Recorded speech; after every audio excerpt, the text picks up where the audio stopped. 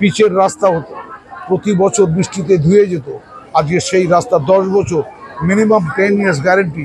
এই যে পাথরের ইট দিয়ে পেভার রোড, এটাই অভিনব এবং এটা আমার পৌরসভার সহযোগিতা। কিন্তু আমাদের সবটাই করেছেন এই রাজ্যের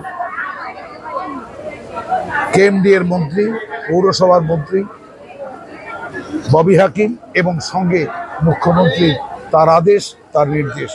মুখ্যমন্ত্রী যা বলেন করে দেখান। এই যে আজকে এখানে পূর্বাশায় আমরা দাঁড়িয়ে আছি, আমরা 33 নম্বর ওয়ার্ডে দাঁড়িয়ে আছি। রাস্তাগুলো দেখুন, 4 কোটি টাকা ব্যয় করে এখানে 7খানা রাস্তা সুন্দরভাবে করেছে। একটু ডিলে হয়েছে, টাকা এসে গেছে প্রত্যেকটি রাস্তার। যেমন সিয়া রোডে 7,40,00,000 টাকা আমরা পেয়েছি। রাস্তা কাজ করেও বন্ধ করে দিতে হচ্ছে, কারণ জল, এই জলের মধ্যে রাস্তা তৈরি হলে রাস্তার আয়ু থাকবে না। সেই জন্যে এই রোদ উঠছে, আকাশ পরিষ্কার হচ্ছে, বর্ষা কমে গেলে সমস্ত রাস্তা পুজোর আগে আমি আশা করি তকতকে ঝকঝকে।